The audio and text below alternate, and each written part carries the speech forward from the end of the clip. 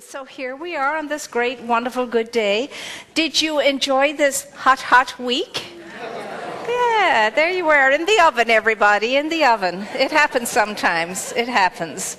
And so today we get to look at this thing called light, but in a way that perhaps we're not used to looking at it.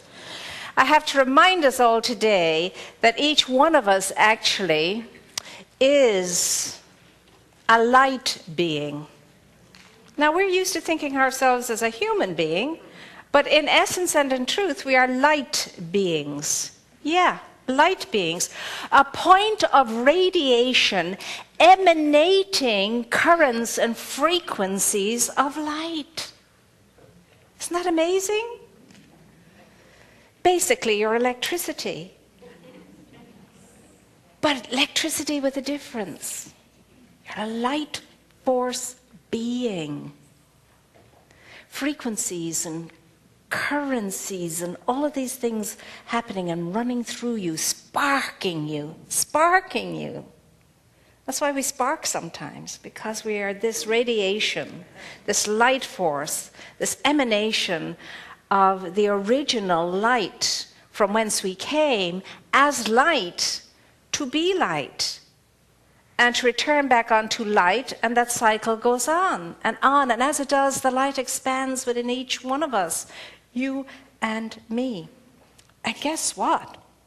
Newsflash. Consciousness generates the kind of light energy that we emanate, that we radiate. Consciousness decides what our frequencies are going to be. And it is our thoughts and our feelings that cause that to happen. What thoughts and feelings we place in our consciousness will generate what kind of a light force being you and I will be. Like we didn't know that. But we have to hear it and know it in many different ways. You and I are so used to identifying ourselves with matter, our bodies, our human beingness, that we forget that the truth of ourselves, the essence of ourselves, the essential aspect of ourselves is light, energy, power. It's electrifying. And it's hard to remember that when we have our frequencies and currencies all out of whack. Depending upon what we're thinking, depending upon what we're feeling, so goes the light force in our being, up or down, high currencies or low currencies. All of our negativity will create a low energy flow. All the negatives produce low energy flow. And so we're not sparking as much as we could at that level. And so, of course, all negativity includes all negativity. And so what would that look like with regard to thoughts and feelings? Well, negativity would look like hatred and resentment and bitterness and jealousy and envy and greed and avarice and spitefulness and sulkiness and manipulation and all of that stuff is creating within us low energy.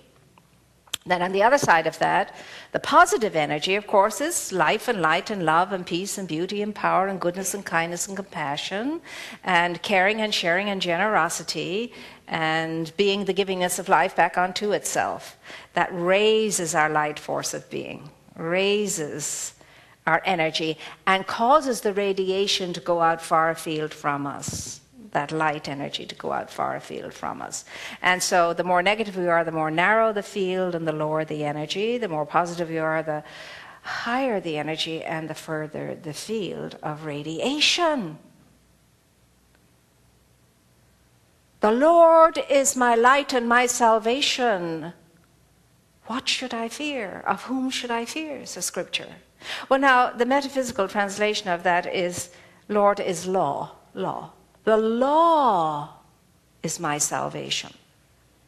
If I know that, there's nothing to fear, provided I'm in co-creation, cooperation with the law on the affirmative side of life. the law of mind in action.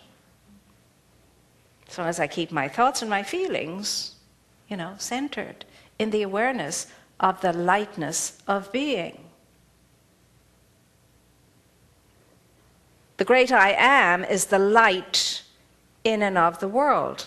The Christ is the light in and of the world. That Christ is in you. Conscious or unconscious, that Christ is in you. And the more Christed you become in consciousness, the stronger the radiation and the higher the vibrational currency. And the faster your frequency. Now, what's going on between mind and emotion affects your body. Your body is an electrical force field too. And so when you're down in your thinking and down in your feeling, your body is down in its ability to be what it could be. And you hear people say all the time, oh, my energy is low today. I haven't an ounce of energy. I feel sluggish today. I was hardly able to get out of the bed today. I feel so energyless. Now, when that happens to us, we have to look at what we've been thinking, what we've been feeling, and do a quick turnaround and change that up. On the other hand, when you've been affirming, oh, there's such a hop, skip, and jump in your body feels peppy, and it feels sparky, and it feels ready to dance. Full of energy. Oh, today I'm going to clean this house from top to bottom. Well, or I'm going to go dancing. I think I'd rather go dancing.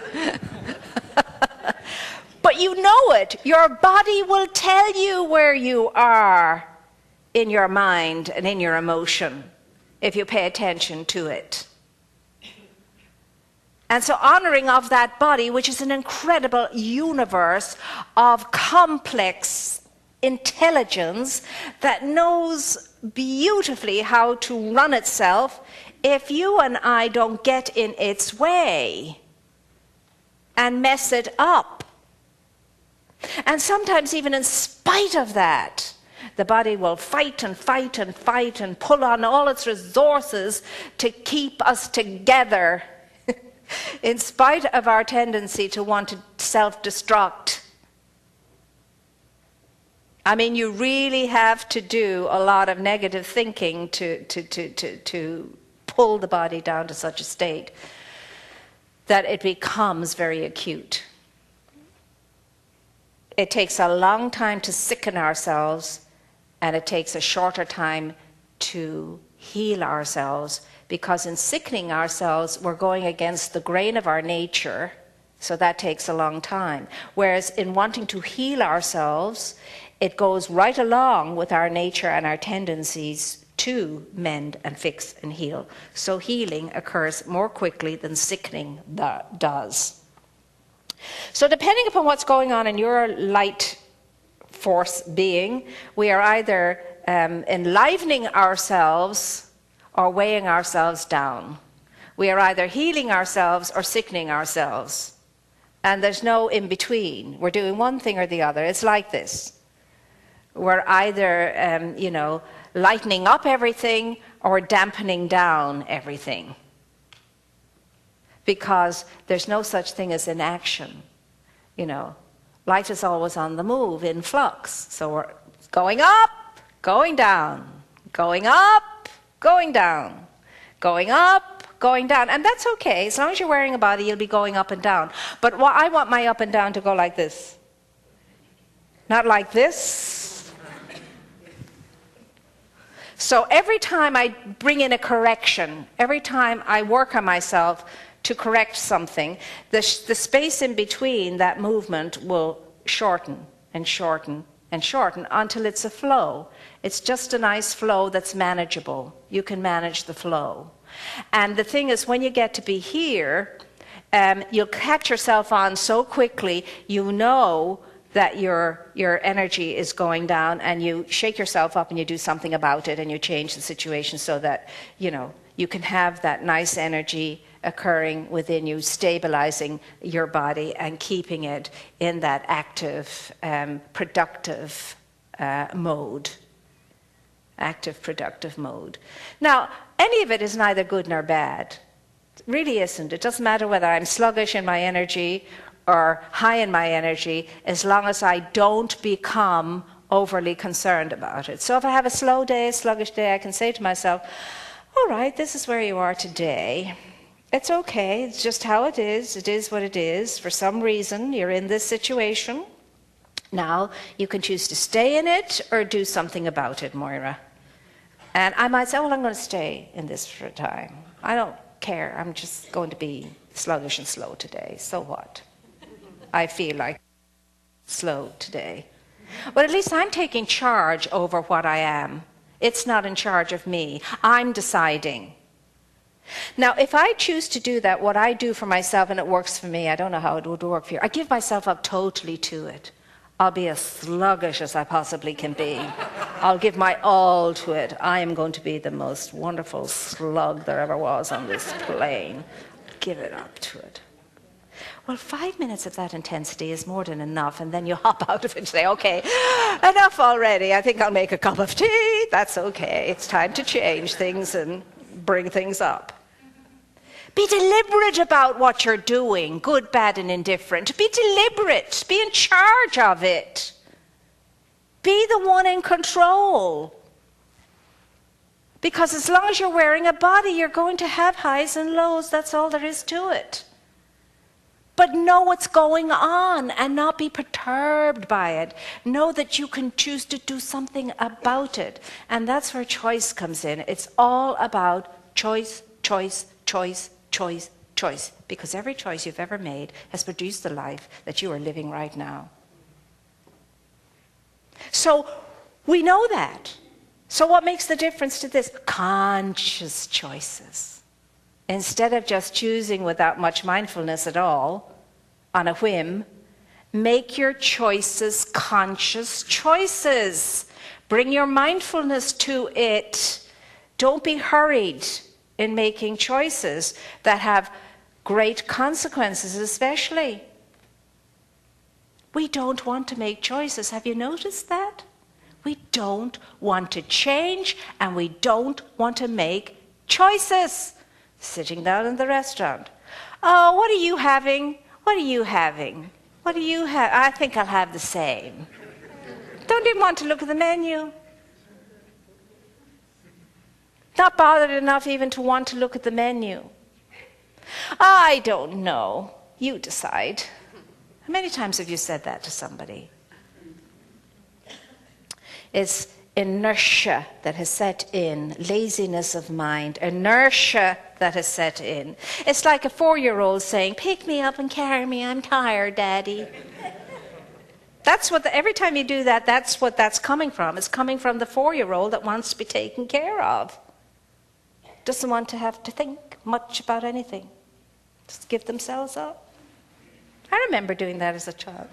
Tired, Daddy, pick me up and carry me. Did you ever do that? I did. Not that often. Not that often, but I remember doing it a couple of times. Because I was always wanting to run and race and be around and about and into this and that and the other. I was regarded as an island of curiosity surrounded by a sea of question marks by my family. But I can remember that. And I can remember in my adult years having that feeling, God, if someone would just pick me up and carry me, it would be so nice. So where are you with all of this? How much in control are you of your life circumstances? All of them, which includes your body. How much in control are you? Have you given it much thought recently? Do you even care? Because some of us seem not to. We live a life of randomness and chance. Dicey way to live. It's just like rolling the dice, and it's a dangerous way to live. I have to get up in the morning, and you do too, and you have to make up your mind about your day and who you're going to be in it if you want to live a good, productive, fulfilling, healthy, happy life. So what's the formula? What's the formula for staying in that affirmative way of being? Is there a formula? Of course there is. There always have been, and we know about it, and we don't give it too much thought either, because we're out in the outer world, the world of the five senses, the exterior world, all caught up in the busyness of the embodiment, and we really don't have much time for anything else. Well, the formula always is, to those who are committed to spiritually unfolding, is to have a spiritual life. Fancy that. Now, we think that coming to church on a Sunday, attending a seminar, reading a spiritual book, and all of that covers that. It helps to bring us to that, but it doesn't cover it. You alone can do this. And that means you have to be willing to enter into the interior world. And you can only do that, according to Trower, to the point that you can extrapolate yourself from the exterior world. So that means you have to first and foremostly acknowledge that you have an interior life, and it is your essential life and your most important life, and it needs attention. And to give it that attention, you have to be willing to, on your own, make time to be still so that you can listen to what's going on the inside of life, and pick up on its intelligence and be helped enormously as a result of that. So you have to put yourself aside every day into some time or space or place wherein you are willing to still your body, quieten your body, and still and quieten your mind, just so that you can listen without agenda, without a honey-do list, without schedule, just to listen. Well, good luck with that, because you know how good we are at listening on the outer world. Not very good at all. So distracted. People are talking to you looking at their watches, or not so much looking at their watches anymore, but clicking their iPhones to see what time it is, or see if they got a new message or something. Oh, yeah. Yeah. Okay, gotta go now. So whatever's happening out there is the result of what is not happening in here. Your ability to be still and to listen.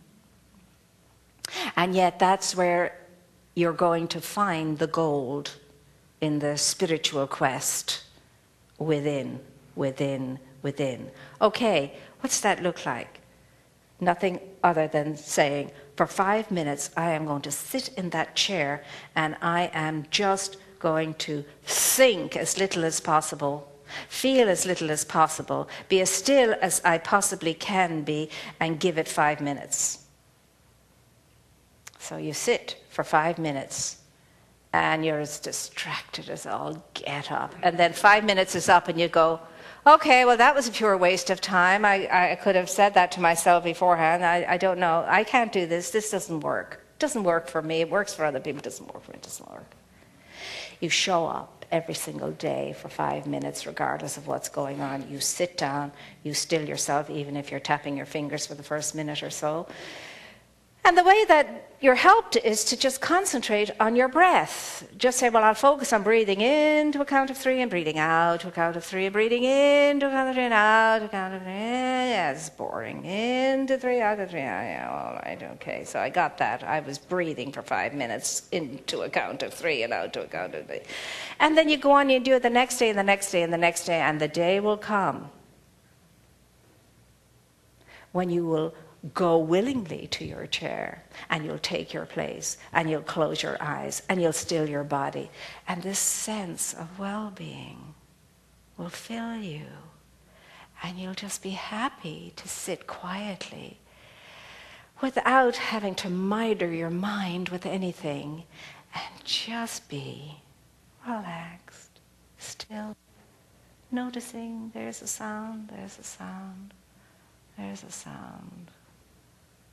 And then you're breathing, and then you think, maybe I'll breathe into a word like love or peace, God, health.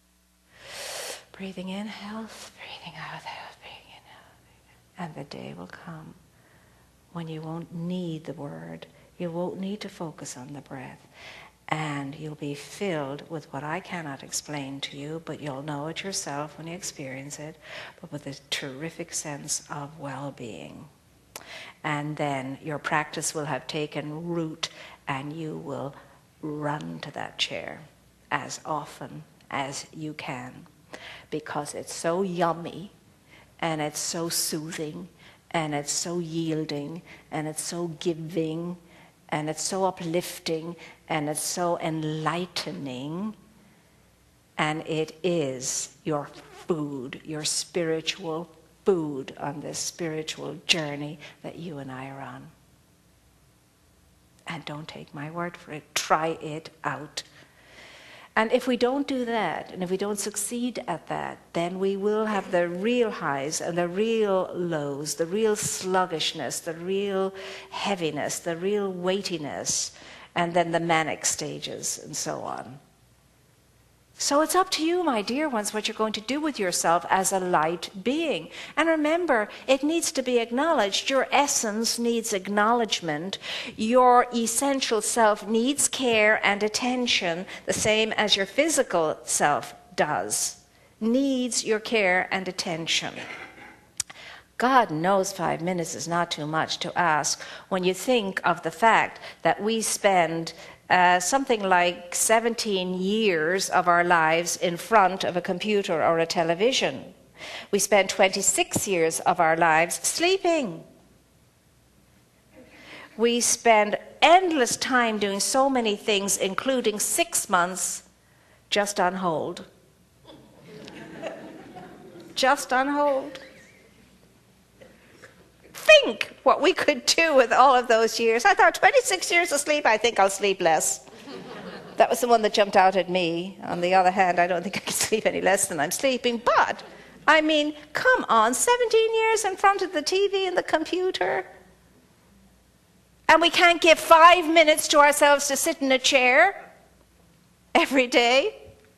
So there's no such thing as I can't do that. As again I said this morning, as Sister Stanislaus used to say to us in kindergarten, don't tell me I can't, child, because I can't means I won't. That's all I can't means. It just means I won't. And that's what we have to remember for ourselves.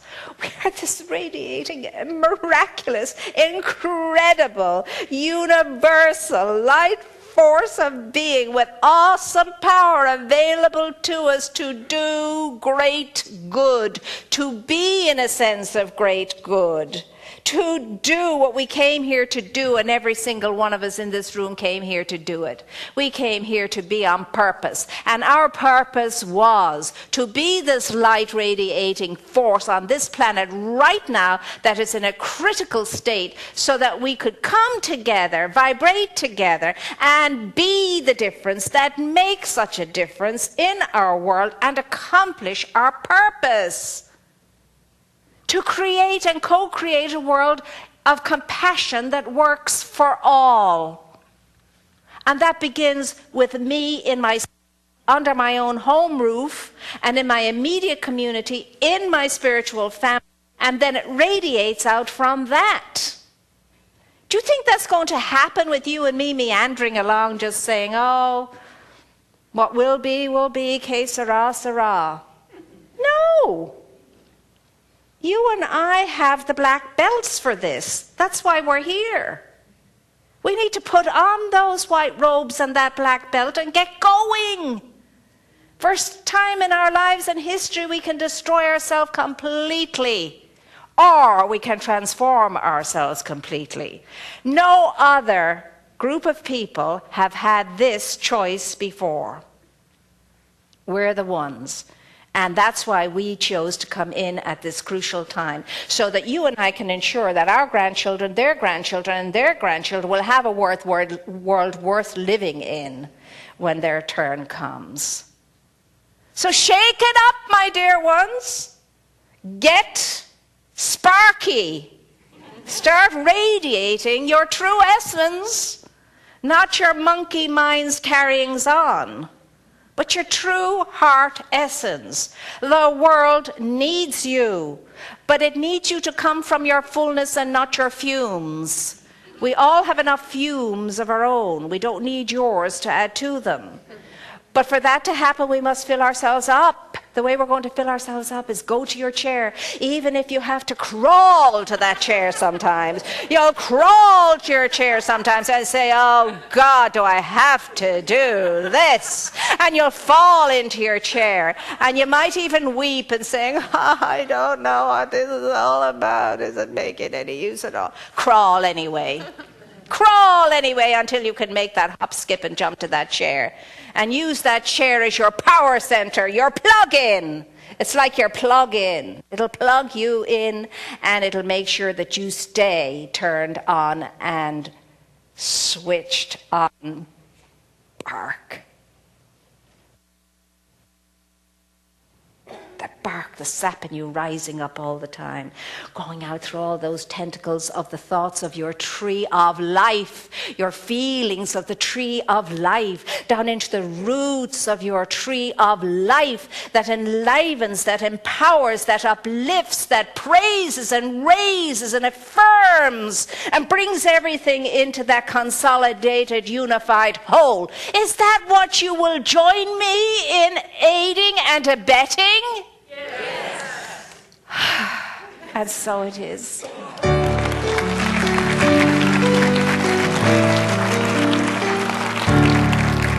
I can see the sparks already.